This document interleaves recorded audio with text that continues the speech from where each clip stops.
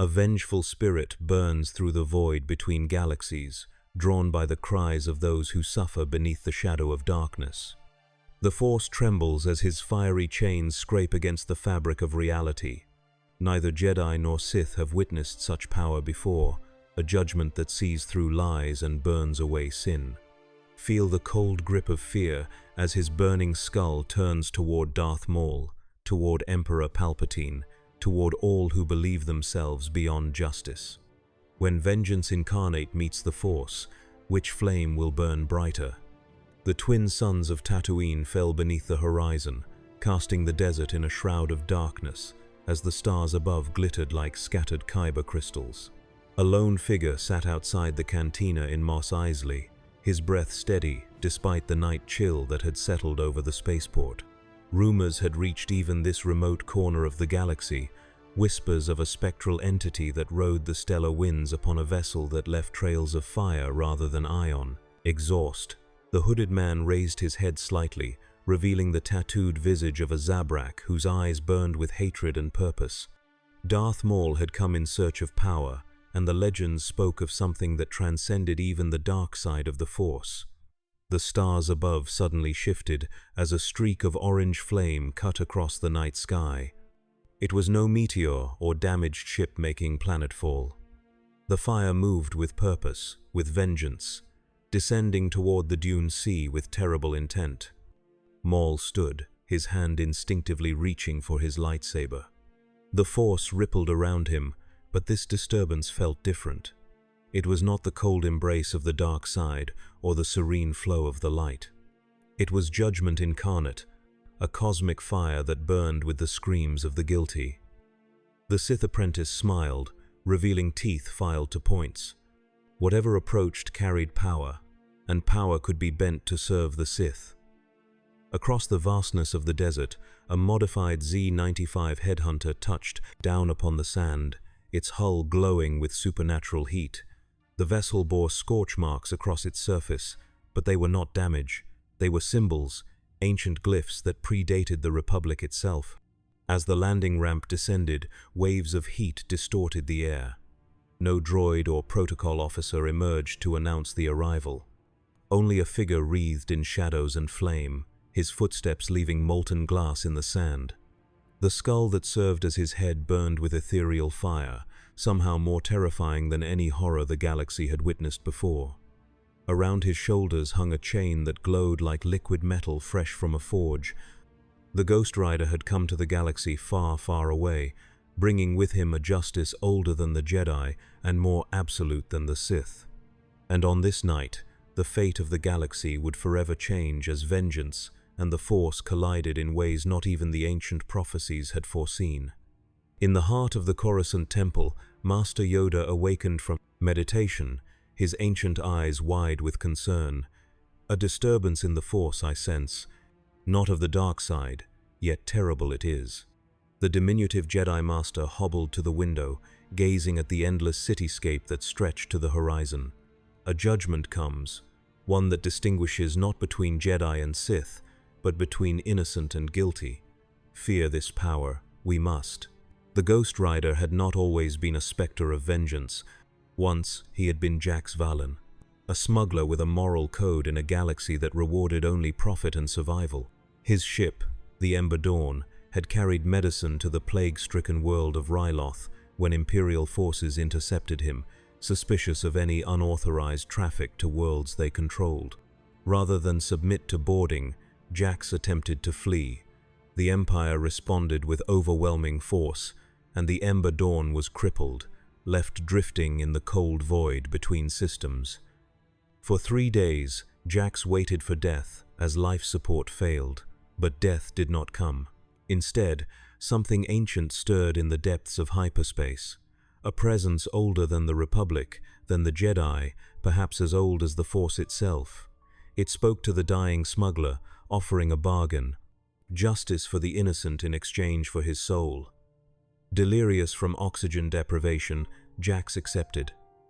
The presence merged with him, and fire consumed the Ember Dawn from within. When Imperial forces finally boarded the vessel, they found only ash and a burning skull where Jax should have been. The spirit of vengeance had found its host, and the Ghost Rider was born. Now, as the rider stood upon the sands of Tatooine, he sensed the confluence of destinies approaching. His flaming skull turned toward Mos Eisley, where the taint of a Sith awaited. But there was something more immediate that demanded his attention. Nearby, a Tusken Raider camp had captured moisture farmers, innocents who would be tortured for the tribe's amusement. The chain around the rider's shoulders slithered like a living thing, dropping into his gloved hand as flames intensified around his skeletal visage. The Ghost Rider moved with supernatural speed across the desert, his boots barely touching the sand as he closed the distance to the Tusken camp. The raiders spotted the approaching figure, their Gaddafi sticks raised in warning. They had faced Jedi before, even Darksiders who wielded red blades and lightning from their fingertips. But they had never encountered judgment incarnate. The first raider charged, his weapon swinging in a deadly arc. The chain lashed out, wrapping around the Gaddafi and yanking it away with such force that the Tusken's arm dislocated. The rider did not slow his advance. His empty eye sockets fixed upon the raider, peering into his soul, weighing the blood on his hands. The judgment was swift. The Ghost Rider reached out, gripping the Tusken's mask. "Look into my eyes," he commanded, his voice the sound of metal scraping against stone. "Your soul is stained with the blood of the innocent." The penance stare activated, and the Tusken experienced every moment of pain he had inflicted upon others. Every scream, every plea for mercy that had fallen on deaf ears became his torment. The raider collapsed, his mind shattered by the weight of his own sins reflected back upon him. The other Tuskens backed away, their crude language filled with sounds of terror, but there would be no escape from vengeance. The chain whipped through the air, wrapping around another raider before igniting with hellfire. The flames consumed the warrior, reducing him to ash in seconds. The remaining Tuskens broke formation, scrambling to escape, but the Ghost Rider moved like a sandstorm, relentless and all-consuming. Within minutes, only the innocent remained alive in the camp, farmers huddled together in fear of their terrifying savior. The Ghost Rider approached, the flames of his skull dimming slightly. "You are free," he told them, his voice still inhuman but carrying less of the infernal rage that had marked his judgment of the Tuskens. One farmer, an older man with sand-weathered skin, found the courage to speak. "What are you?" he asked, his voice trembling. The Ghost Rider considered the question. "I am vengeance," he replied. "I am justice where justice has failed. I am the price of sin." He turned away, looking toward Mos Eisley. "Go home. There is greater evil I must face." The farmers gathered their belongings and fled, casting nervous glances back at their rescuer. The Ghost Rider watched them go, then returned to his ship. The headhunter's engines ignited with the same supernatural flame that crowned his skull, and the vessel rose into the night sky, banking toward the distant lights of the spaceport. In Mos Eisley, Darth Maul meditated in the shadows of a decrepit building, his legs crossed and his lightsaber laid out before him. Through the dark side, he sensed the approaching presence, felt the deaths of the Tusken Raiders like tiny lights being extinguished. Whatever this entity was, its power was impressive. Not force power as he understood it, but something different, something that might serve his master's grand design. The Zabrak opened his eyes as a shadow fell across him. The Ghost Rider stood at the mouth of the alley, flames casting his silhouette against the mud brick walls. "Darth Maul," the rider intoned, recognizing the Sith apprentice from the weight of innocent blood that clung to his soul.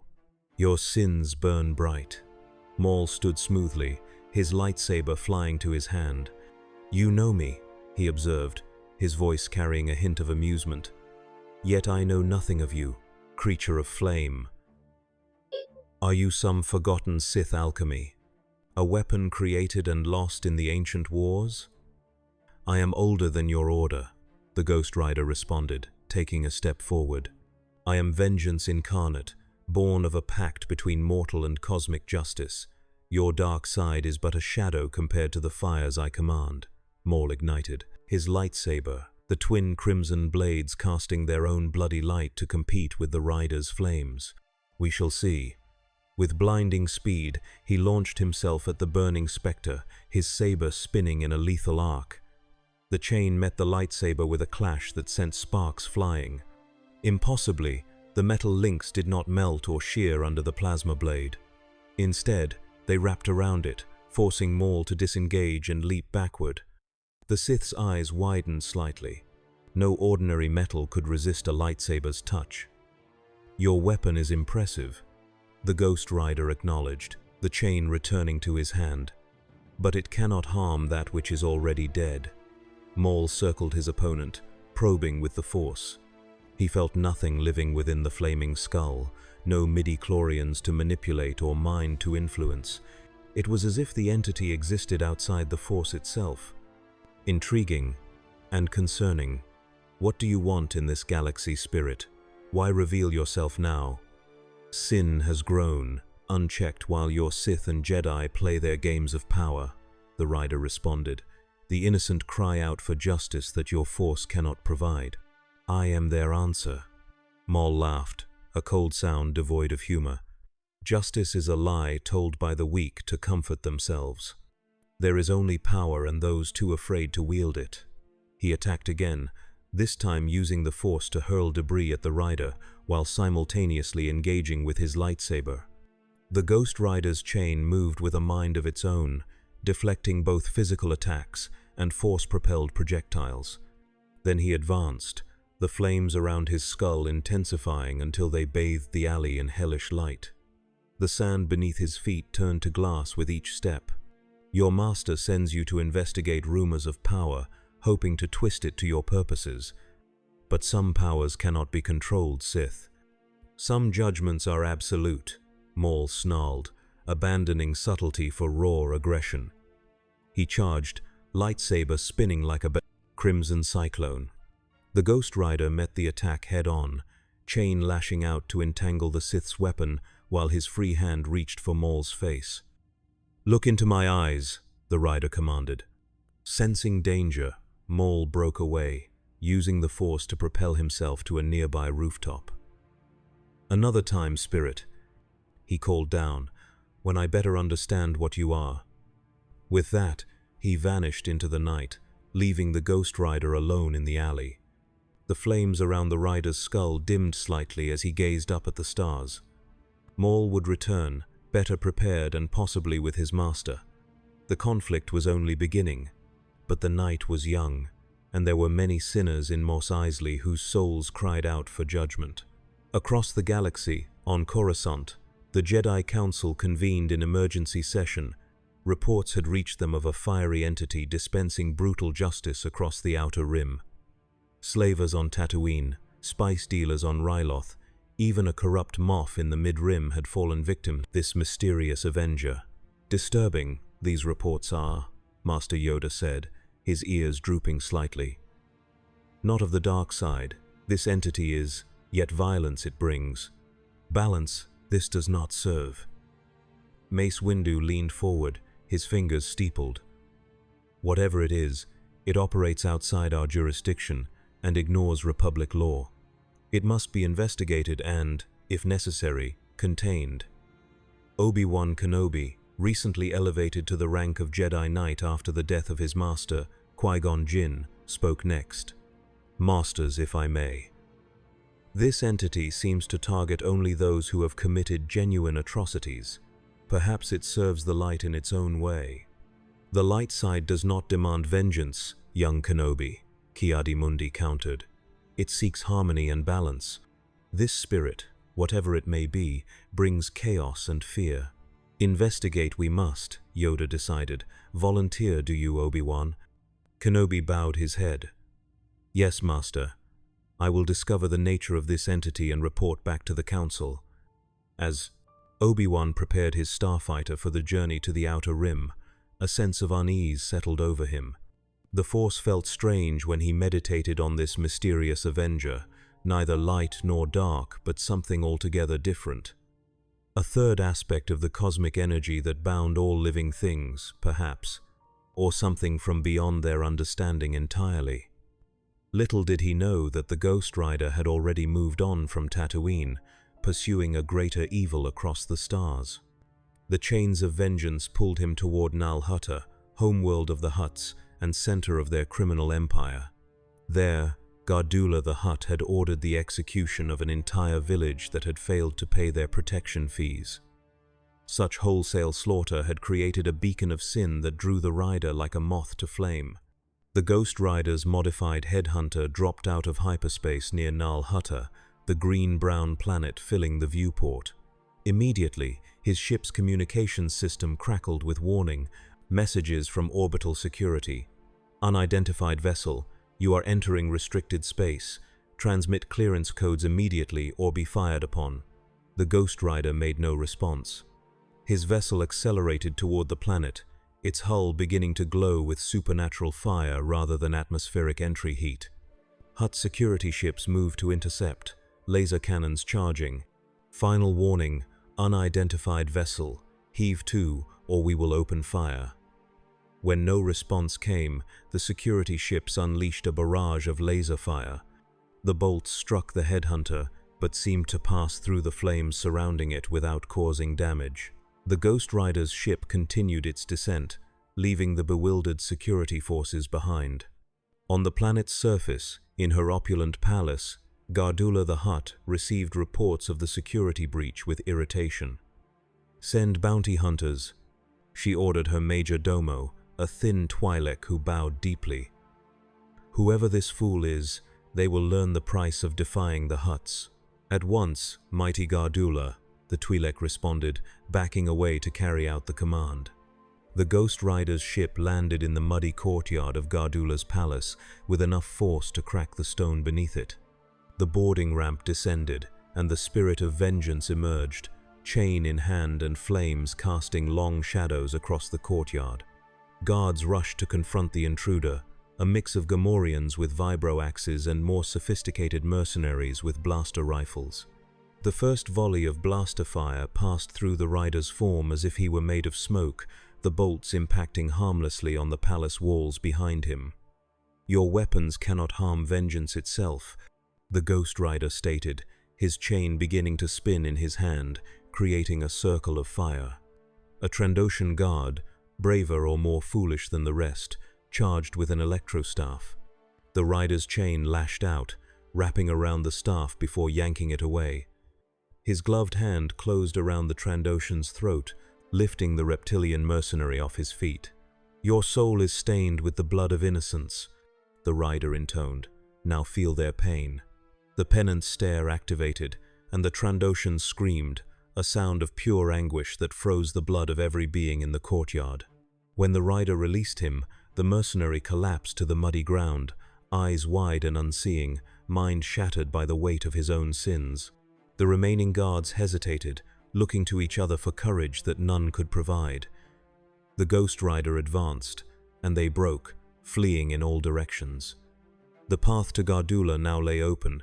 Inside her audience chamber, the massive Hutt listened to the sounds of chaos with mounting concern.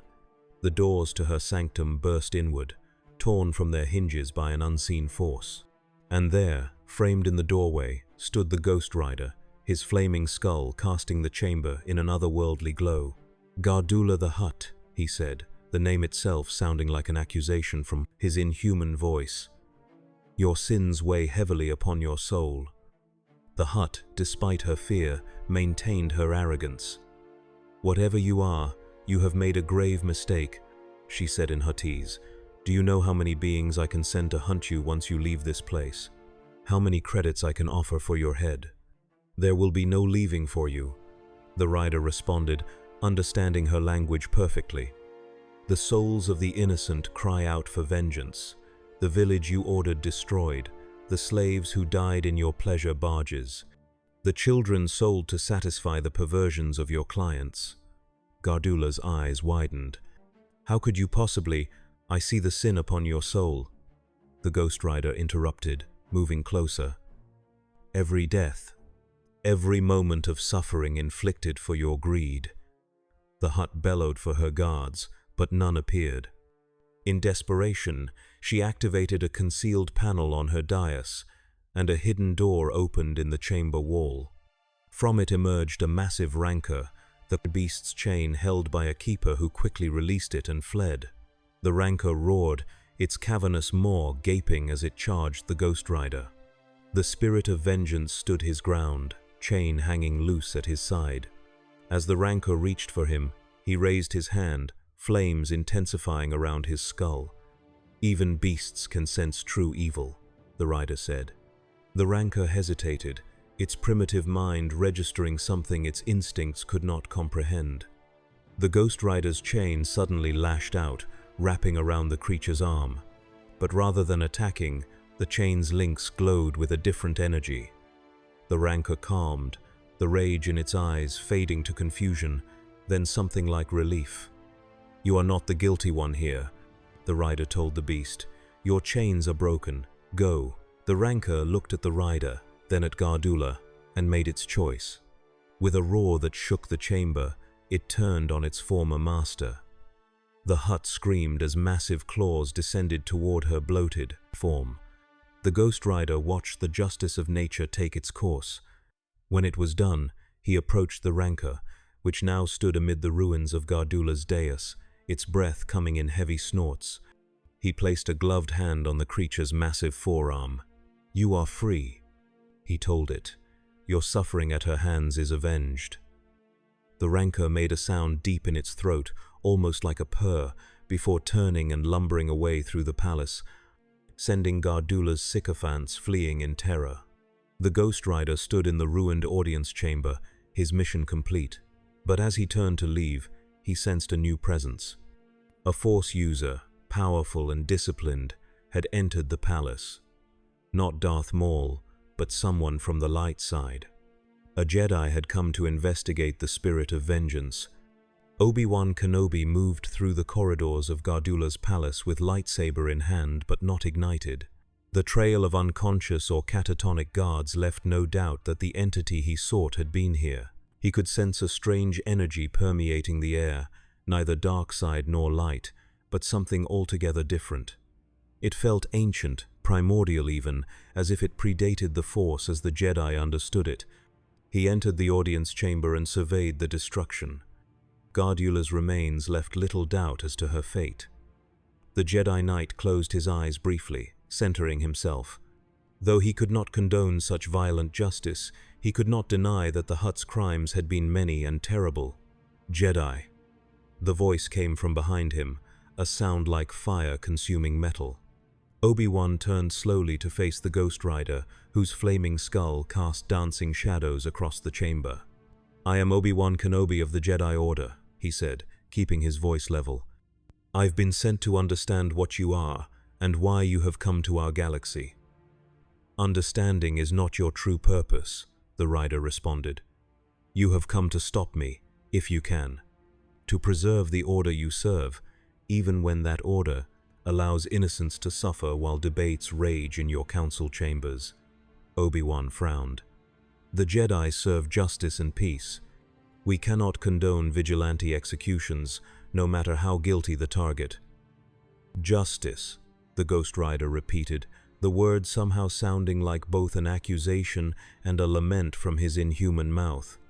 "You speak of justice while beings suffer and die under the very systems you protect. The Republic turns a blind eye to the Outer Rim. The Senate debates while slavers operate in the open. And the Jedi observe their precious code rather than acting against evil." "The code exists for a reason," Obi-Wan countered. "Without it, we risk becoming the very thing we fight against. Unlimited power, unchecked by wisdom or restraint, leads to the dark side." "I am not of your Force," the rider said. "I am vengeance incarnate, the spirit of justice bound to mortal form through a pact as old as sin itself. I answer to a higher authority than your council or your code." Obi-Wan's hand tightened on his lightsaber. "What do you intend in our galaxy? Why now?" "The balance shifts," the Ghost Rider replied. "Darkness grows while your light falters. The sins of millennia have created a wound in the fabric of this galaxy, a corruption that festers beneath the surface of your republic. I am drawn to such wounds, to cauterize them with cleansing fire. And who judges which souls deserve your vengeance? Obi-Wan asked. Who decides the measure of sin that warrants such punishment? The flames around the rider's skull intensified. I see the truth of all souls that stand before me. The innocent have nothing to fear from my judgment. All beings have darkness within them, Obi-Wan said softly. All have regrets, mistakes, moments of weakness. If perfect innocence is your standard, then none would stand before your gaze. For a moment, the Ghost Rider was silent, the flames around his skull flickering like candles in a breeze. You speak wisdom, Jedi. But my judgment is not so absolute as you fear. I seek those whose souls are blackened by cruelty, by the willful infliction of suffering upon the innocent. Those who know their actions bring pain and continue regardless. Obi-Wan took a cautious step forward. Then perhaps we are not so different in our goals, only in our methods. Come back to Coruscant with me. Speak with the Jedi Council. Perhaps together, we can find a better way to serve justice in this galaxy. The Ghost Rider seemed to consider the offer, his flaming eye sockets fixed on Obi-Wan. Then he shook his head. Your council would seek to control that which cannot be controlled, and even now, greater evil gathers strength. The Sith you thought defeated on Naboo was but an apprentice. His master moves in the shadows, corrupting the very heart of your republic. Obi-Wan's expression hardened. What do you know of the Sith? I know that Darth Maul lives, his hatred sustaining him even after your blade severed him. I know that his master's plans extend far beyond what you can imagine, and I know that unless both are stopped, millions of innocent souls will cry out in anguish. Obi-Wan's mind reeled at the implications. Maul, alive? It seemed impossible, yet the Force whispered that the rider spoke truth. If what you say is true, then we must act together. The Jedi have fought the Sith for millennia. This is our battle. No, Jedi, this battle belongs to all who stand against evil, not just those who wield your Force. The Ghost Rider turned toward the exit. I will pursue Maul and through him find his master. You may follow if you wish, but do not stand in the way of vengeance. Before Obi-Wan could respond, alarms blared throughout the palace. Security systems, temporarily disabled by the chaos of the rider's arrival, had reactivated. The palace was going into lockdown. It seems we'll have to continue this discussion another time, Obi-Wan observed, finally igniting his lightsaber, the blue blade humming to life. The Ghost Rider's chain began to glow with hellfire. So it seems. Together, they moved toward the exit, an unlikely alliance formed in the ashes of a Hutt's empire. Neither trusted the other fully, but both recognized that greater threats loomed on the horizon, and for now, at least, their paths aligned toward a common enemy. As they fought their way through Gardulla's remaining security forces, Obi-Wan couldn't help but notice how the Ghost Rider's judgment seemed selective. Guards who fired upon them were met with brutal efficiency, their souls judged in an instant. Those found wanting faced the penance stare or the burning chain. But others, those who had simply taken jobs without committing atrocities, were spared, often left unconscious but unharmed. Perhaps, Obi-Wan thought, there was more nuance to this spirit's vengeance than the council had feared. They reached the courtyard where both their vessels waited. The Ghost Rider's modified headhunter still smoldered with supernatural flame, while Obi-Wan's Jedi starfighter sat untouched nearby. Where will you go now? Obi-Wan asked. To find Maul, the rider responded. My judgment calls to his sin like flame to oxygen. He cannot hide from vengeance. And if I ask to accompany you? The Ghost Rider regarded him for a moment, flames flickering around his skull. Your path and mine run parallel for now, Jedi. But when the moment of judgment comes, will you stand aside or intervene? Obi-Wan met the empty sockets where eyes should be. I will do what I must, according to the Force and my conscience. Honest, at least, the rider acknowledged. Very well. Follow if you can keep pace. He turned and strode up the ramp of his vessel. Within moments, the headhunter's engines ignited with the same hellfire that crowned its pilot, and the ship rose into the sky. Obi-Wan watched it go, then hurried to his own starfighter. As he prepared for takeoff, he activated his comm unit. "Master Yoda, this is Kenobi." The ancient Jedi's voice crackled through the speaker. "Found the entity, have you?" "Yes, Master. But there's more. The Sith apprentice, Maul, may still be alive, and this spirit, this Ghost Rider, is hunting him to find the Sith Master." A long pause followed. "Disturbing news this is. Return to Coruscant immediately, you should." Obi-Wan watched the fiery trail of the headhunter vanishing into the atmosphere. "With respect, Master, I believe I should continue tracking this entity. It possesses knowledge we need, and its power could be either a valuable ally or a terrible threat." Another pause, longer this time. "Trust your instincts, you must, young Obi-Wan. But cautious you should be. Not of the Force, this entity is. Unpredictable, it remains." "I understand, Master. I'll report again when I can." Obi-Wan ended the transmission and launched his starfighter, following the fading trail of hellfire into the stars. In the depths of space, the Ghost Rider's consciousness merged with his vessel, feeling the pull of vengeance guiding him across the galaxy. Maul's sin left a trail that transcended physical space, a corruption in the fabric of existence that the spirit of vengeance could follow like a bloodhound tracking scent. That trail led to Dathomir, a planet steeped in dark energies and ancient magics. The homeworld of the Night Sisters and birthplace of the Zabrak who had become Darth Maul. If the wounded Sith had survived his defeat on Naboo, it made sense he would return to where his power first took root. The Ghost Rider's headhunter reverted from hyperspace in Dathomir's orbit, the red planet filling his viewport like a bloodshot eye. Immediately, he sensed the dark energies swirling across its surface, not quite dark side force but something adjacent, a primal sorcery that predated the distinctions of Jedi and Sith. As his ship descended toward the planet's surface, he detected another vessel following in his wake. The Jedi, Kenobi, had kept pace despite the supernatural speed of the rider's craft. Impressive, though not unexpected. The Force gave its wielders many advantages, even if it was but one aspect of the cosmic energies that permeated existence. The Ghost Rider landed his ship in a clearing surrounded by gnarled trees, their branches reaching like arthritic fingers toward the blood-red sky. The air smelled of decay and old magic, a miasma that would have turned away most beings but meant nothing to one who had already surrendered his soul to cosmic forces. He disembarked, boots crunching on brittle vegetation. In the distance, ancient structures rose from the mist, stone monuments to powers long forgotten by most of the galaxy. There, amid those ruins, he sensed a familiar presence. Darth Maul had indeed returned to Dathomir, seeking something among the remnants of his people's past. The Ghost Rider began walking toward the ruins, chain hanging loose at his side. He had not gone far when Obi-Wan's starfighter passed overhead, landing in another clearing nearby. Minutes later, the Jedi emerged from the misty forest, lightsaber in hand but not ignited. "I thought you might wait," Obi-Wan said, falling into step beside the rider.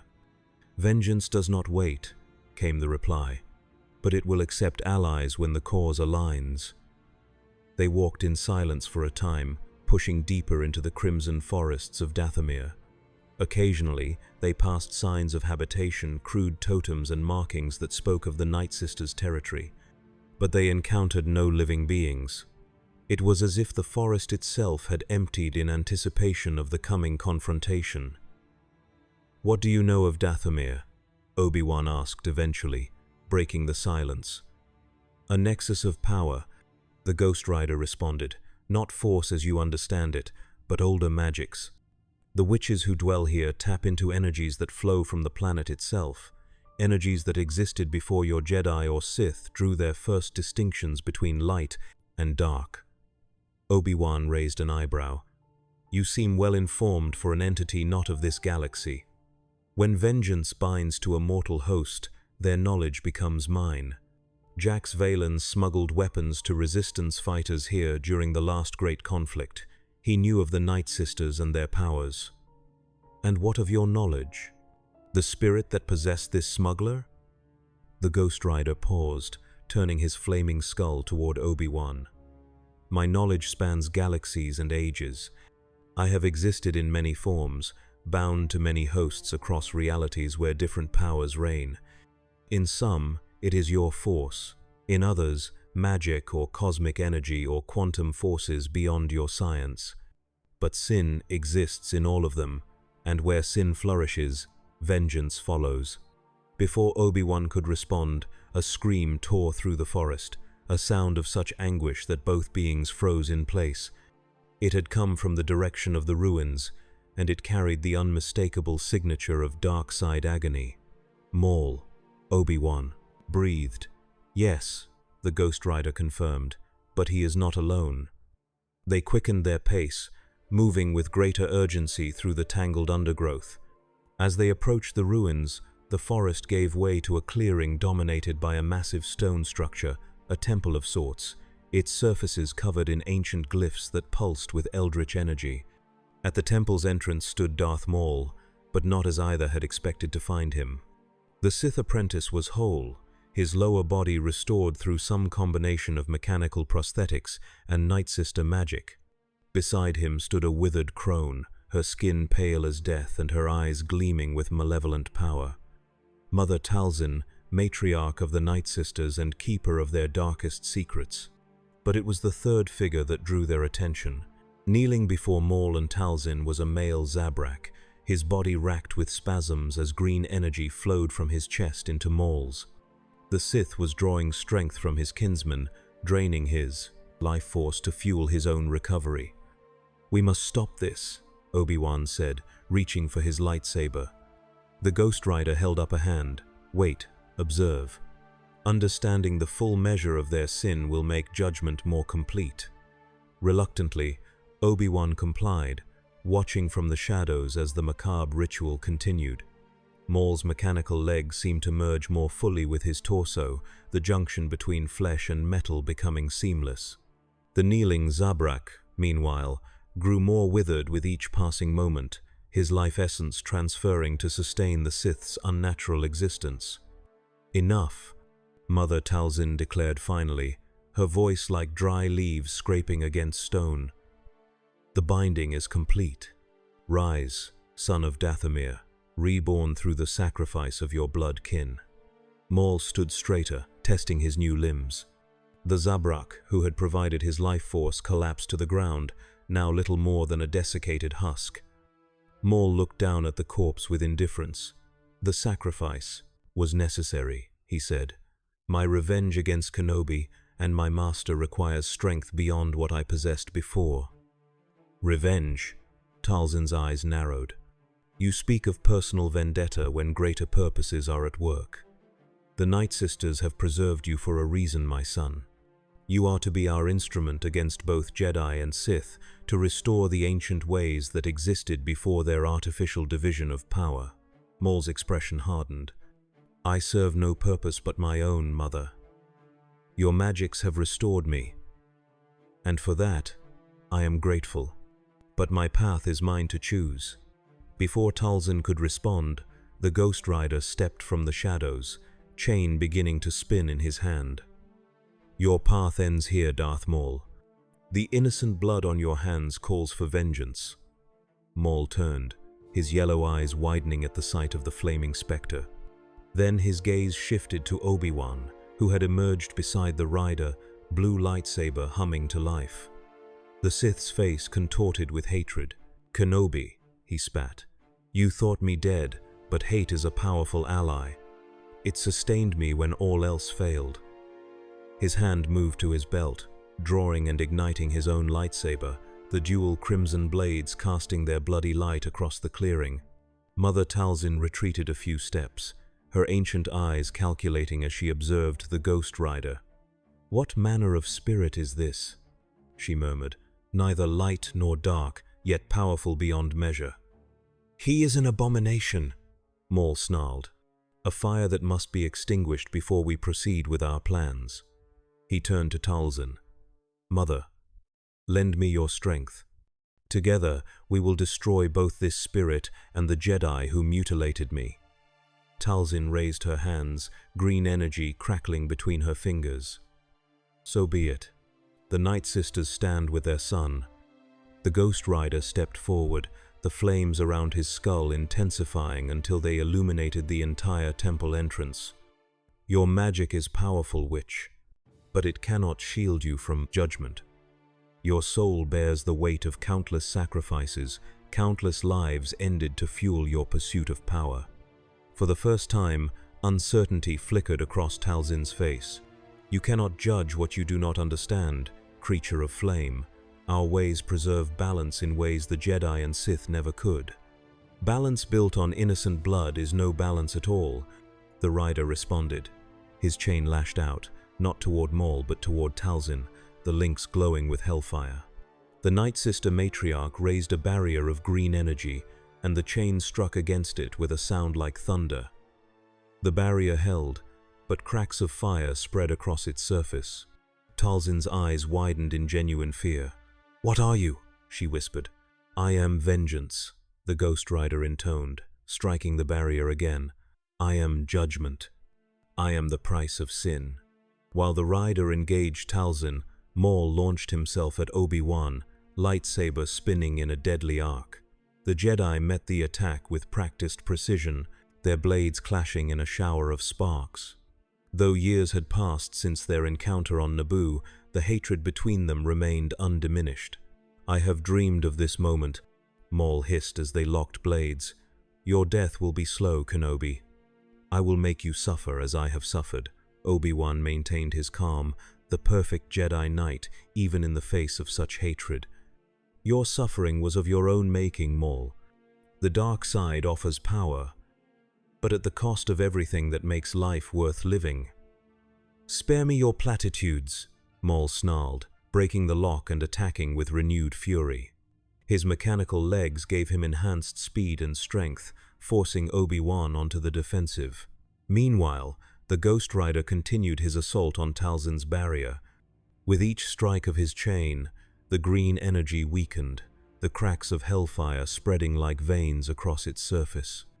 The Night Sister matriarch chanted in her ancient tongue, pouring more power into her defense, but it was clear she was facing something beyond her experience. With a final devastating blow, the Ghost Rider shattered Talzin's barrier. The backlash sent the witch staggering backward, green energy dissipating around her like smoke. Before she could recover, the rider's chain wrapped around her wrist, the hellfire causing her pale skin to blacken on contact. Talzin screamed, a sound that momentarily distracted Maul from his duel with Obi-Wan. The Sith's yellow eyes widened as he saw his mother at the rider's mercy. With a howl of rage, he abandoned his attack on the Jedi and leapt toward the Ghost Rider, lightsaber raised for a killing blow. The rider sensed the attack coming. Without releasing Talzin, he turned to face Maul, his free hand shooting out to catch the Sith's wrist just before the lightsaber could strike. Flames traveled from the rider's glove up Maul's arm, causing the Zabrak to cry out in pain and drop his weapon. "Your hatred burns bright," the Ghost Rider observed, his empty eye sockets fixed on Maul. "But my flames burn hotter. Look into my eyes, Sith. Face the judgment you have earned." Maul tried to look away, sensing the danger in those flaming sockets, but found himself unable to move. The penance stare activated, forcing the Sith to experience every moment of pain he had inflicted throughout his life. Every death, every torture, every act of cruelty reflected back upon him 1,000-fold. Maul screamed, a sound of such pure anguish that even Obi-Wan winced in sympathy.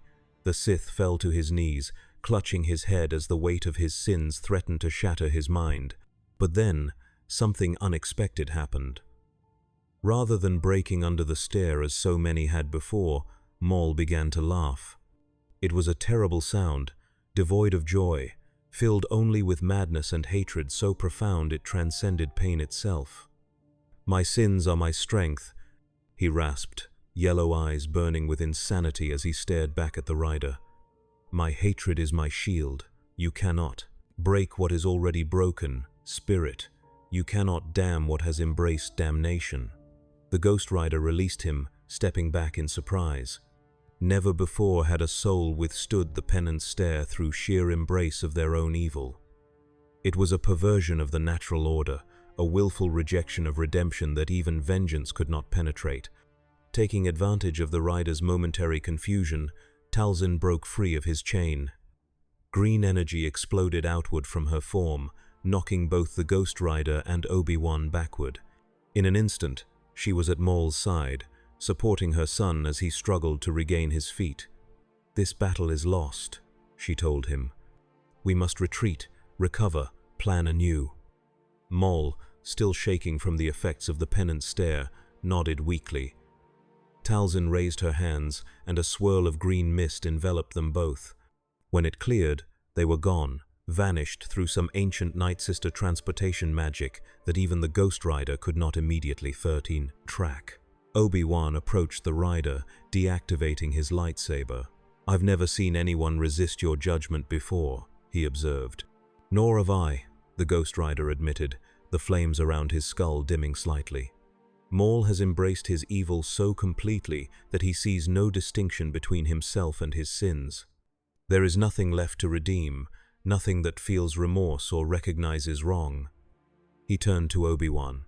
"Such beings are rare even among the worst criminals of the galaxy. They are truly lost." "The Jedi believe no one is beyond redemption," Obi-Wan said, though his tone suggested he found this belief hard to maintain in Maul's case.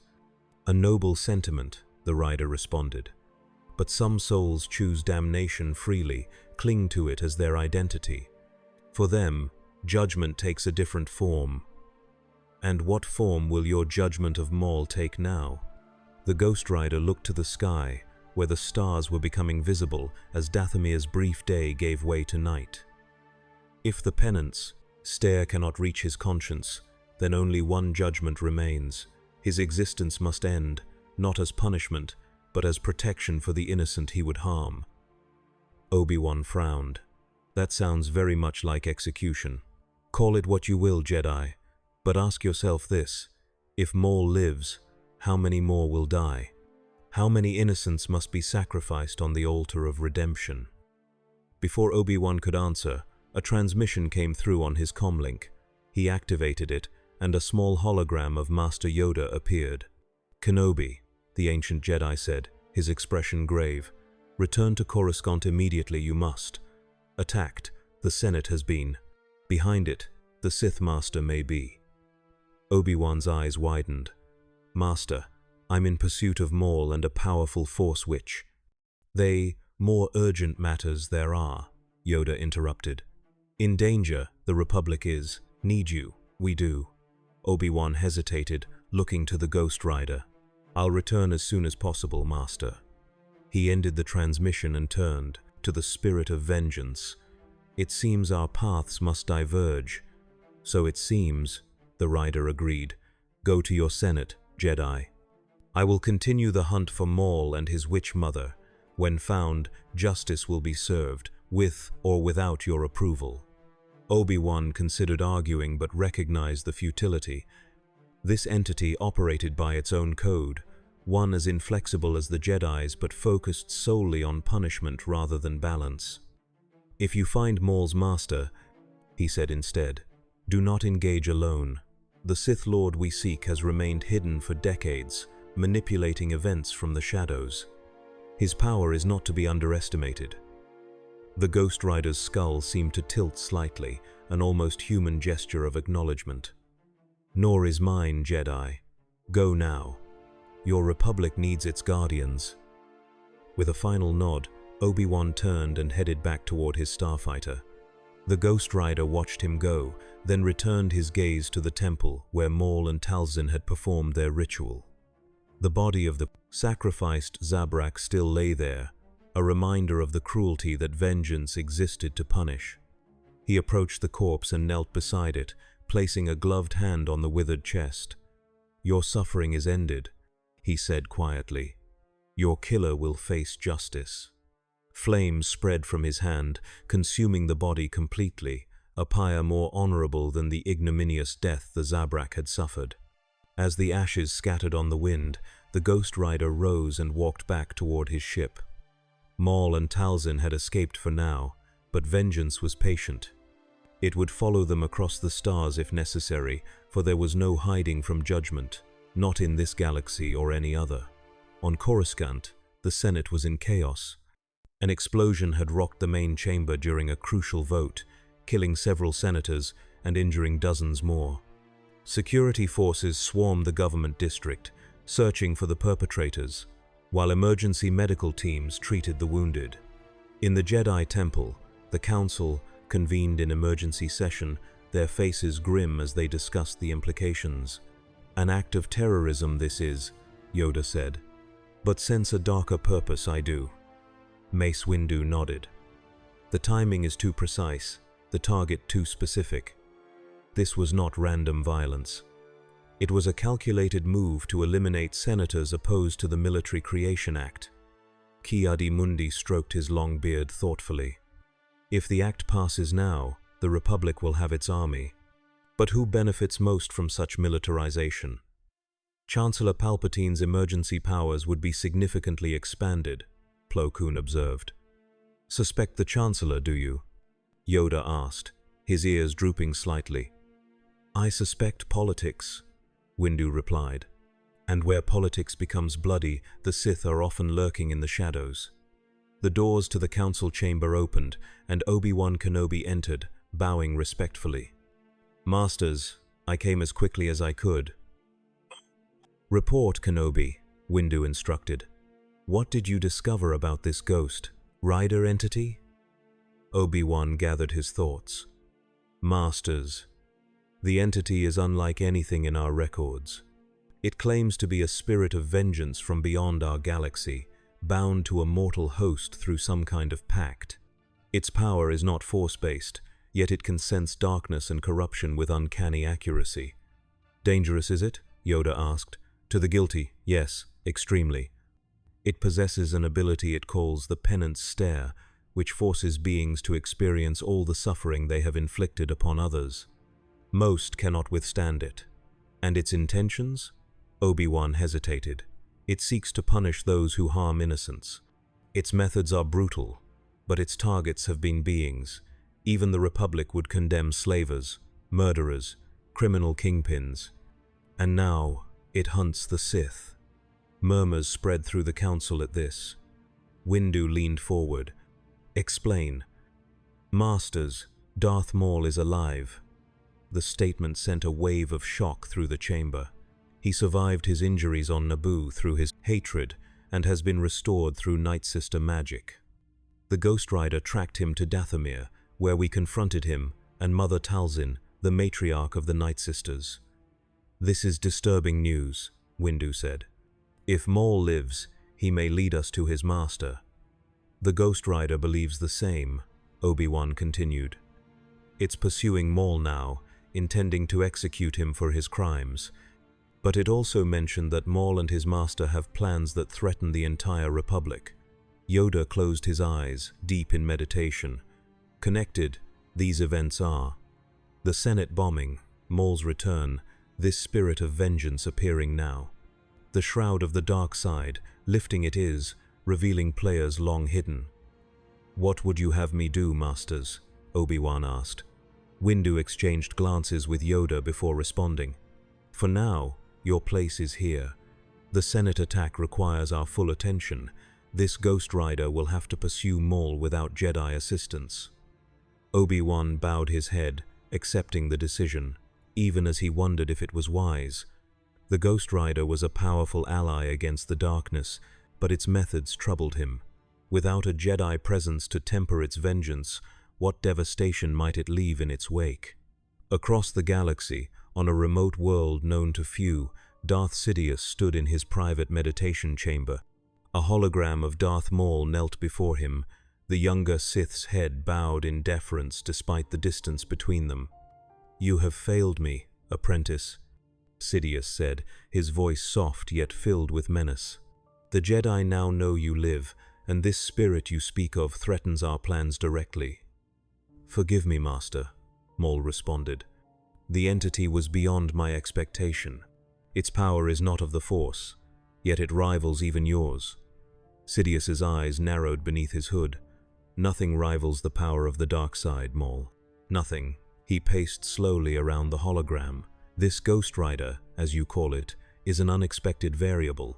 But all variables can be accounted for, all threats neutralized with proper planning. It cannot be killed by conventional means, Maul warned. Blasters, lightsabers, even Mother Talzin's magic barely slowed it. Everything can be destroyed, my apprentice. One need only discover its weakness. Sidious stopped pacing. Continue your recovery with the Night Sisters. Gather your strength. I will deal with this spirit when the time is right. And the Jedi Master? Kenobi knows I live. A thin smile spread across Sidious's withered face. The Jedi are occupied with matters on Coruscant. My agents have ensured they will be too busy protecting their precious republic to interfere with our immediate plans. The hologram flickered as Maul bowed lower. What would you have me do? Patience, my former apprentice. The time for action approaches, but is not yet upon us. Heal, prepare. The revenge you seek will come. With that, Sidious terminated the connection. Alone in his chamber, the Sith Master's smile faded. This Ghost Rider was an unforeseen complication. If it truly possessed the ability to sense evil and corruption, it might be able to penetrate the veil of deception he had so carefully maintained. That could not be allowed. Sidious moved to a secure console and entered a series of codes. Another hologram appeared, this one showing a Kaminoan scientist with the characteristic long neck of his species. Lord Tyrannus. The Kaminoan greeted him, using the name Sidious employed for certain sensitive communications. The special units you requested are ready for deployment. Excellent, Sidious responded. Dispatch Unit 7 to these coordinates immediately. He transmitted the location where Maul had last encountered the Ghost Rider. Their target is not a Jedi, but something far more unusual. They are to capture, not kill. I want this entity studied before it is neutralized. The Kaminoan bowed. It will be done, my lord. As the hologram faded, Sidious returned to his meditation. The dark side swirled around him, showing glimpses of possible futures, paths that branched and converged in the great tapestry of his grand design. This Ghost Rider represented a thread he had not woven, a pattern he had not foreseen. But the Sith had survived 1,000 years in the shadows by adapting, by turning threats into opportunities. Perhaps this spirit of vengeance could be studied, its power understood and harnessed, and if not, it would be eliminated, as all obstacles to Sith dominion eventually were. The Ghost Rider's headhunter cut through hyperspace, following the faint trail of Maul's corruption. The Sith and his witch mother had fled to the outer rim, to a world shrouded in darkness both literal and metaphorical. Umbara, the shadow world, where perpetual night reigned and strange creatures prowled the fungal forests. As his ship reverted to real space, the rider observed the darkened planet below. Even from orbit, he could sense the concentration of negative energy that permeated Umbara. Not evil precisely, but a natural darkness that made it an ideal haven for those who wished to hide from the light. The headhunter descended through layers of thick atmosphere, the ship's sensors struggling to penetrate the gloom. Only the Ghost Rider's supernatural senses allowed him to navigate safely to a landing zone on the outskirts of what appeared to be an abandoned military installation. As he disembarked, the full nature of Umbara became apparent. Bioluminescent plants provided the only natural light, casting eerie blue and purple glows across the landscape. The air was thick and cold, heavy with moisture and the scent of decay. In the distance, something large moved through the fungal forest, displacing vegetation with each thunderous step. The Ghost Rider ignored these distractions, focused solely on the pull of vengeance that drew him toward the installation. Maul's presence left a stain upon the Force that even non-Force users could sense if they knew what to look for. And the rider knew. He approached the facility cautiously, chain hanging loose at his side but ready to strike. The building had once been a separatist base during the early conflicts that would eventually escalate into the Clone Wars. Now it stood abandoned, or so it appeared. The main entrance was sealed, but the Ghost Rider simply placed his hand against the durasteel door. Hellfire spread from his palm, heating the metal until it glowed red, then white, then began to melt away entirely. Within moments, he had created an opening large enough to pass through. Inside, emergency lighting cast minimal illumination down long corridors. The rider's flaming skull provided far more light, throwing dancing shadows across the walls as he moved deeper into the facility. The flames around his head flickered and shifted, responding to unseen currents in the Force and other energies that permeated the structure. He had not gone far when he sensed a presence ahead. Not Maul, not Talzin, but something else. Something engineered, created rather than born, yet still living. And approaching rapidly, the Ghost Rider stopped, chain beginning to spin in his hand. Around a corner ahead came a squad of troopers in white armor, their helmets featuring distinctive T-shaped visors. Clone troopers, but not like those that would eventually serve the Republic. These moved differently, with a predatory grace that spoke of specialized training and purpose. "Target acquired," the lead clone announced. His voice modulated through his helmet. "Non-human entity, classification unknown, engage containment protocols." The Ghost Rider's empty eye sockets fixed upon the squad. "Your souls are new," he observed. "Created for obedience, not yet stained with the blood of innocence. Stand aside. My quarrel is not with you." The clones responded by raising their weapons, a mix of standard blaster rifles and more specialized equipment. One fired a shot that would have struck the rider's chest had he not shifted slightly, allowing the bolt to pass through the edge of his flaming aura without touching solid matter. "Conventional weapons cannot harm vengeance itself," the Ghost Rider warned them. "Last chance. Stand aside or face judgment. Switch to specialized ordnance," the squad leader ordered. Containment pattern Delta. The clones moved with precision, taking up positions that surrounded the rider from multiple angles. Two of them holstered their blasters and instead raised devices that looked like modified flamethrowers. But when they fired, what emerged was not flame but a strange bluish energy that coalesced into a net-like pattern. The energy net struck the Ghost Rider, and for the first time since arriving in this galaxy, he felt pain. The blue energy seemed to dampen his hellfire, reducing the flames around his skull to mere embers. His chain, still clutched in his hand, grew cold, its supernatural glow fading. "Force inhibitors, effective," one clone reported. "Target's energy signature diminishing." The Ghost Rider struggled against the net, his movements becoming sluggish as the inhibitor field drained his power. These clones, or whoever commanded them, had somehow developed technology specifically designed to counter Force users. And while the rider was not of the Force, the principles were similar enough to affect him, but vengeance was not so easily contained. Drawing upon reserves of power from beyond physical reality, the Ghost Rider raised his head, the flames around his skull sputtering but refusing to extinguish completely. "Your technology is impressive," he acknowledged, voice weaker but still carrying that otherworldly timbre. "But I am not bound by the laws of your galaxy alone." With a surge of effort, the rider's hellfire intensified, pushing back against the inhibitor field. The blue energy crackled and sparked as it struggled to contain the supernatural flames. The clones adjusted their equipment, increasing power output, but it was clear they were fighting a losing battle. "Backup plan," the squad leader ordered. "Neural disruptors, full power." Another clone raised a different weapon and fired. This time, the projectile was physical rather than energy-based. It struck the Ghost Rider in the chest, embedding itself in his jacket.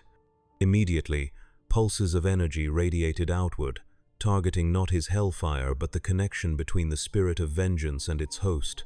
For a moment, the flames vanished entirely, revealing the human face beneath Jax Valen, the smuggler who had accepted the pact. His eyes widened in shock and pain as the neural disruptor forced a temporary separation between host and spirit. The clones moved in quickly, specialized restraints ready, but before they could secure their target, Jax's eyes blazed with internal fire. With a roar of defiance, the Ghost Rider reasserted control, hellfire exploding outward with such force that the nearest clones were thrown against the walls. The inhibitor net shattered, the neural disruptor fried into uselessness.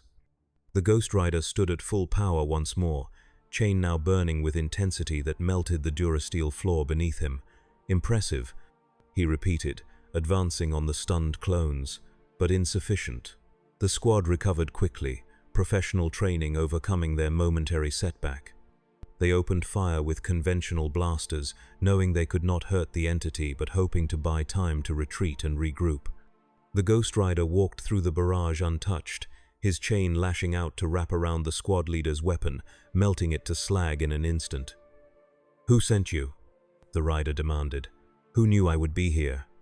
The clone commander held his ground despite being disarmed. "We follow orders.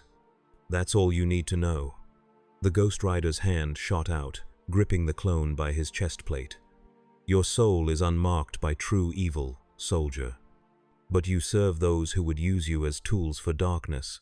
Tell me who commands you, and you may yet avoid judgment." The clone remained silent, his training holding firm even in the face of supernatural terror. The Ghost Rider sensed no true malice in him, only the absolute loyalty he had been engineered to possess. It was not his fault that his creators had turned him into a weapon. "So be it," the rider said, releasing him. "Go. Tell your masters that their tricks cannot contain vengeance. Tell them that judgment comes for all who harm the innocent, no matter how powerful they believe themselves to be."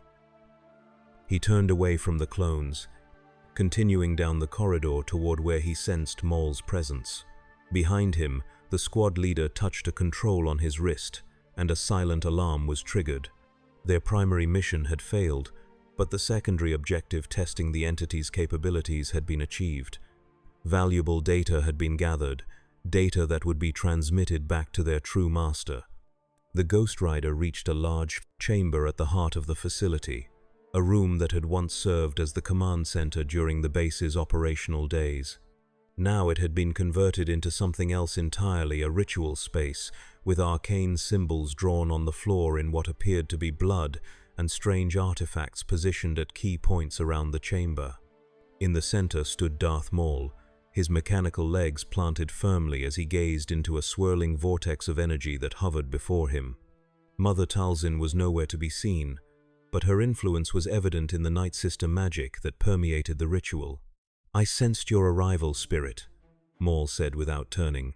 "Your flame burns too bright to go unnoticed, even on this shadow world. And yet you did not flee," the Ghost Rider observed, stepping into the chamber. "Your arrogance blinds you, Sith." Maul turned then, his yellow eyes gleaming in the dim light.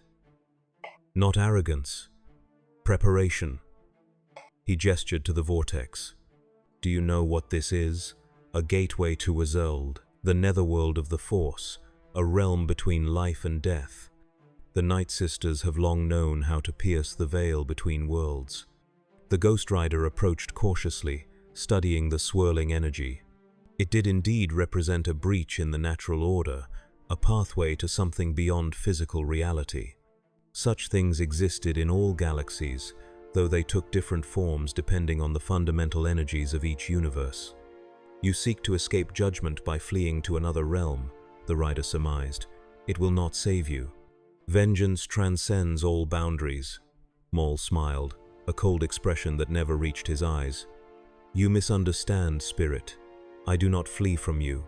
I have brought you here to understand what you are, to learn if you can be controlled, or if not, how you can be destroyed." Before the Ghost Rider could respond, the vortex pulsed with emerald light. From within its depths emerged Mother Talzin, but not in physical form. She appeared as a spectral entity, her body composed of the same green energy as the portal itself. "The spirit of vengeance," she intoned, her voice echoing as if coming from great distance. "I have consulted the ancient powers, searched through forgotten knowledge from when the Night Sisters first communed with realms beyond. "And I have found you, ghost who rides the flames of judgment." The Ghost Rider's chain began to spin in his hand. "Your magic is powerful, witch, but it cannot shield you from what you have earned." Talzin laughed, the sound otherworldly in her spectral form. "Oh, I do not hide, spirit, I seek. And I have found what you truly are." Her ghostly hand extended, green energy coalescing into a shape that resembled an ancient text. "You are not unique to your galaxy. Your kind has manifested here before, in ages past, when the barriers between realities were thinner. The spirit of vengeance exists wherever sin takes root," the rider acknowledged. "Whatever form it takes, whatever host it binds to, its purpose remains constant. Justice for the innocent, punishment for the guilty." "Yes," Talzin agreed, "but all spirits, all powers have their limitations, their bindings." She turned to Maul. "The ritual, my son." "Now." Maul raised his hands, and the symbols on the floor began to glow with the same green energy that composed Talzin's form. The Ghost Rider felt a strange sensation, as if the very cosmic forces that empowered him were being tugged upon, analyzed, dissected by the Night Sister magic. "Your power comes from a pact," Talzin continued, circling the rider like a predator. "A bargain struck between mortal and cosmic force. Such pacts have terms, conditions, loopholes." The Ghost Rider tried to move toward her, but found himself held in place by the energies of the ritual, not bound completely, but slowed, impeded. "All pacts are sacred," he said. "The terms of mine are absolute, vengeance in exchange for soul. No power in this galaxy or any other can break that covenant." "Perhaps not break," Maul interjected, also circling opposite his mother, "but redirect. If the pact demands vengeance, then it can be satisfied by any target deemed worthy of punishment." His yellow eyes gleamed. "The Jedi have committed their own atrocities over the millennia. They claim to serve justice while allowing slavery to persist in the Outer Rim, while enabling corrupt politicians who starve millions through their policies. You seek to turn my judgment against the Jedi," the Ghost Rider realized. "To make me your weapon against your enemies." "Not my weapon," Maul corrected, "a weapon of true justice, aimed at those who have hidden their sins behind codes and traditions for too long."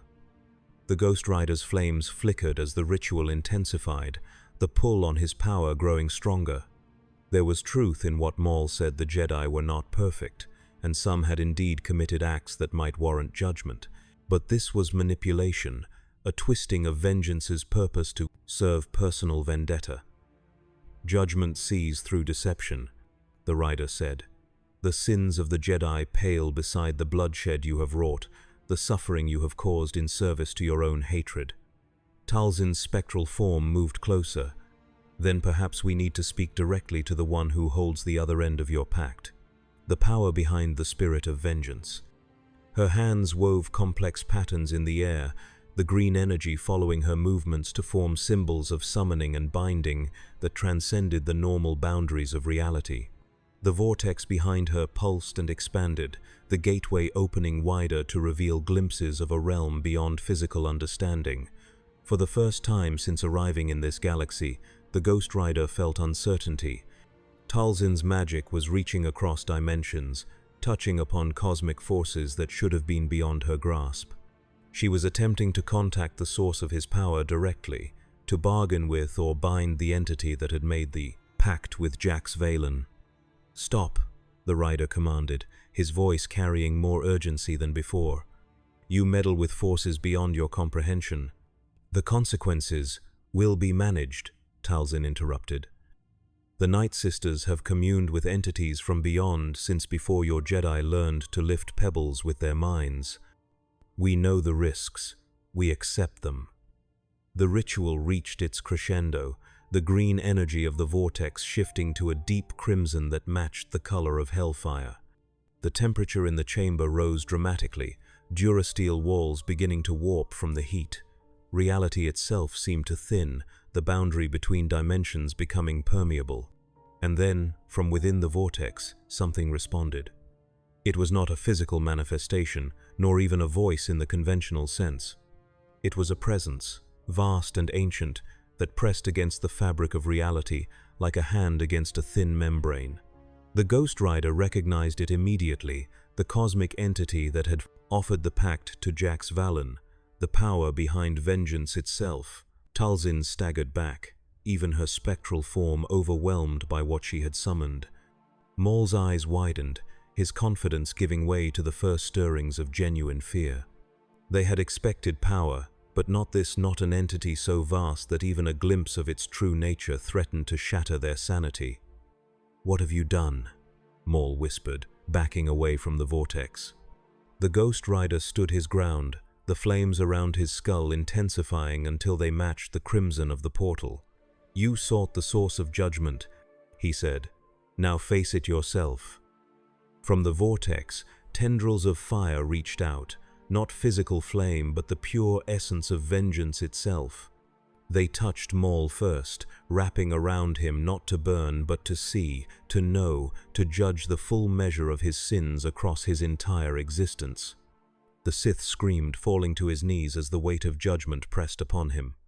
Unlike the penance stare, which forced one to experience the suffering they had caused, this was more fundamental, a cosmic assessment of his worthiness to exist, a weighing of his soul against the absolute standard of justice. Talzin moved to intervene, her spectral hands weaving counterspells to break the connection. But the tendrils reached for her as well, passing through her magical defenses as if they were not there. Her scream joined her son's, two beings who had thought to manipulate cosmic forces now finding themselves at the mercy of something far beyond their control. The Ghost Rider watched impassively as judgment unfolded. This was not his doing, but the natural consequence of their actions. They had called upon powers they did not understand, and now those powers answered in their own way. After what seemed an eternity, but was merely moments, the tendrils withdrew. The vortex began to shrink, the crimson energy fading back to green before collapsing entirely. The presence receded, returning to whatever cosmic plane it normally inhabited, leaving only echoes of its judgment behind. Maul and Talzin lay on the floor, both physically unchanged but fundamentally altered by what they had experienced. The Sith's yellow eyes stared blankly at the ceiling, while Talzin's spectral form flickered weakly, her connection to the physical world tenuous at best. The Ghost Rider approached them, chain hanging loose at his side. "You sought to understand vengeance," he said. "Now you do. It is not a power to be controlled or directed. It is absolute, untamable, a fundamental force that exists to maintain cosmic balance." Maul's eyes focused slowly, hatred still burning within them despite the spiritual devastation he had endured. "Kill me then," he rasped. "Complete your judgment." The rider shook his head, flames dancing with the movement. "Death would be a mercy you have not earned. The source of vengeance has rendered its verdict.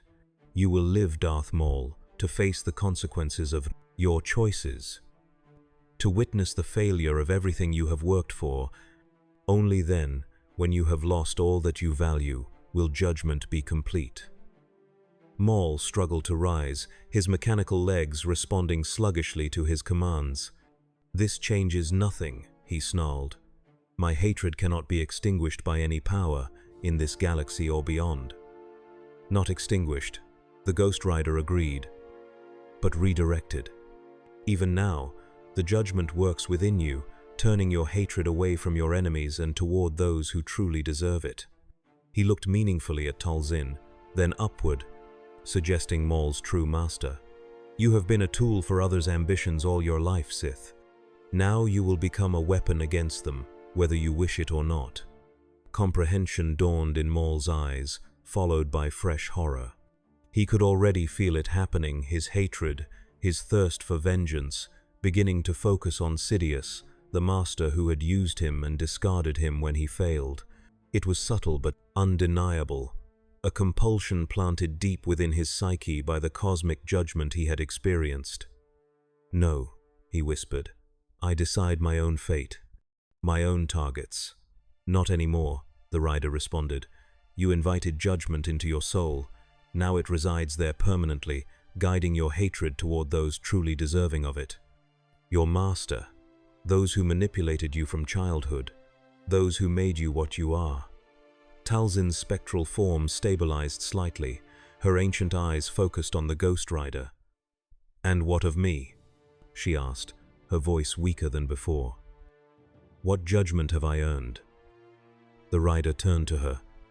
"You sought power through sacrifice, which the lives of others traded for your own advancement. Now you exist between worlds, neither living nor dead, your power diminished. That state will continue until you have atoned for the innocent blood on your hands." "How?" Talzin demanded. "How does one atone for millennia of darkness?" "That is for you to discover," the Ghost Rider replied. "But know this, each step you take toward redemption will restore a measure of your connection to the physical world. Each genuine act to protect the innocent rather than exploit them will heal the damage you have done to your own soul." He turned away from them both, walking toward the exit. His mission here was complete, not as he had expected but as cosmic justice had determined. Maul and Talzin would live, but transformed. The Sith would become an unwitting agent of vengeance against his former master, while the Night Sister would face the long, difficult path of atonement. As he reached the doorway, Maul called after him, "This is not over, Spirit. Our paths will cross again." The Ghost Rider paused, looking back over his shoulder, the flames of his skull casting long shadows. "When they do, you will not stand against me. You will stand with me, though you may hate yourself for it." With that, he departed, leaving the Sith and the Witch to contemplate their altered destinies. Outside the facility, the Ghost Rider found his ship untouched, but surrounded by more clone troopers. These equipped with even more specialized weaponry than the first squad. They tensed as he emerged, weapons raised but not yet firing.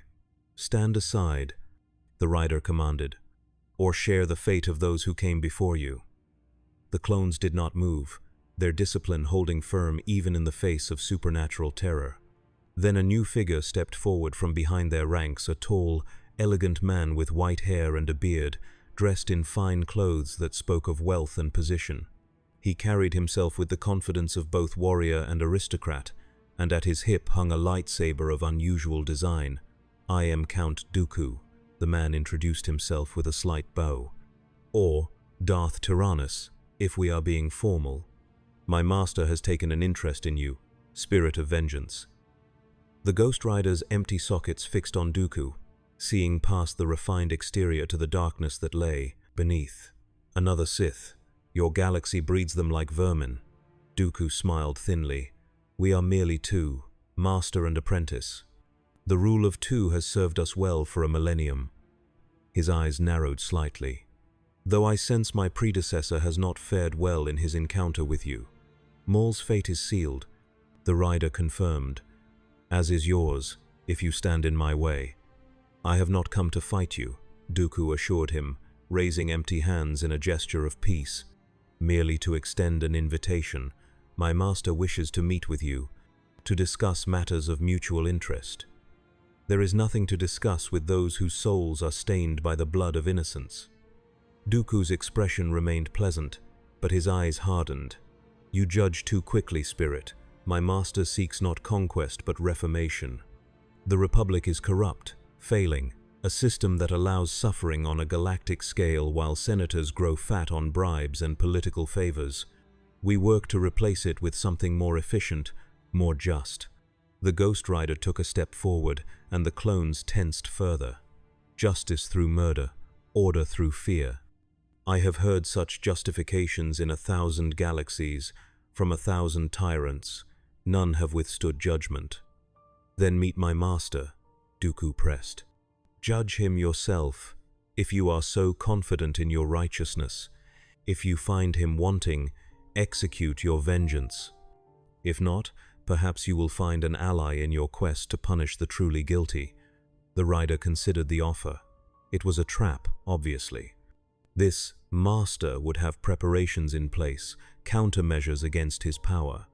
And yet, the opportunity to confront the true Sith Lord, The architect of the darkness that was spreading across this galaxy was tempting. Judgment demanded that the greatest sinners face the greatest punishment. "Where is your master?" he asked finally. Dooku smiled, sensing victory. "I will provide coordinates. Come alone, unarmed." The Ghost Rider's skull seemed to tilt slightly, an almost human gesture of incredulity. "I am never unarmed, Sith. Vengeance itself is my weapon." "A figure of speech only," Dooku amended smoothly. "You will not be harmed. You have my word." The word of a Sith is worth less than the breath used to speak it. The rider moved toward his ship, the clones parting before him rather than risk confrontation. "I will find your master in my own time, in my own way, and when I do, all the preparations in the galaxy will not shield him from judgment." Dooku watched him go, his expression unreadable. He made no move to stop the Ghost Rider as he boarded his vessel and lifted off, the modified headhunter blazing like a small sun as it rose into Umbara's perpetual night. Only when the ship had vanished from sight did Dooku activate his comlink. "He declined the invitation, my master. As you predicted." The hologram that appeared showed only a hooded figure, face shrouded in shadow. "It matters not," Darth Sidious responded. "We have learned much from this encounter. The entity is powerful but not omnipotent. It can be affected by certain technologies, certain energies. Most importantly, it operates according to rules, to a code as rigid as that of the Jedi." "What of Maul?" Sidious was silent for a moment. "My former apprentice has served his purpose. If this Ghost Rider has indeed altered him as our spies report, he may yet prove useful as a wild card in the game to come. Monitor him, but do not interfere unless he directly threatens our plans. And the Ghost Rider itself, let it roam for now. Every judgment it executes, every criminal it punishes, creates chaos that serves our purposes. The Jedi will be forced to respond, to expend resources tracking it. Meanwhile, we continue as planned." The hologram flickered as Sidious leaned forward slightly. "But make no mistake, my apprentice. When the time comes, this spirit will face a power greater than any it has encountered before. The dark side of the Force is infinite, eternal. No entity from beyond our galaxy can stand against it when wielded by one who has mastered its deepest secrets." With that, the transmission ended, leaving Dooku alone with his thoughts and the clone troopers awaiting his orders. The Count gazed up at the stars, barely visible through Umbara's thick atmosphere, and wondered what cosmic forces they had stirred by bringing the Ghost Rider into their galaxy. For the first time in many years, the certainty that had marked his fall to the dark side wavered ever so slightly. Across the stars, the Ghost Rider's headhunter entered hyperspace, the blue-white tunnel of faster-than-light travel surrounding the vessel.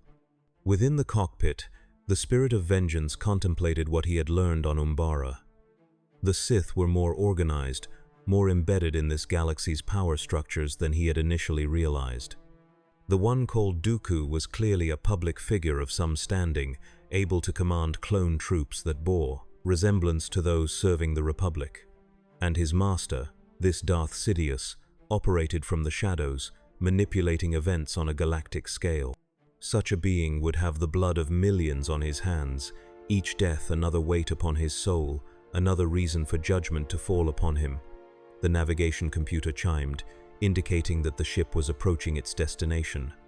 The Ghost Rider had not set course for Coruscant to inform the Jedi of what had transpired, as Obi-Wan might have expected.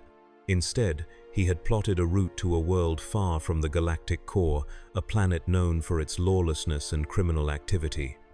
Nar Shaddaa, the smuggler's moon, where the worst elements of 1,000 species gathered to conduct business the Republic pretended not to see. It was a place where sin flourished in the open, where the innocent suffered daily under the boots of the powerful, a place in need of judgment. As the headhunter reverted to real space, the moon's urban sprawl filled the viewport, a chaotic maze of buildings and ships and neon lights. The Ghost Rider felt the pull of vengeance drawing him toward the surface, toward specific concentrations of evil that blazed like beacons to his supernatural senses. There would be time to confront the Sith Lord, to bring judgment to the architect of this galaxy's coming darkness. But first, there were more immediate sins to punish, more immediate innocence to protect. One soul at a time, vengeance would restore balance to a galaxy teetering on the edge of chaos. The Ghost Rider guided his ship toward the surface, the flames of judgment burning ever brighter as he descended into the heart of corruption. In this galaxy far, far away, the reckoning had only just begun.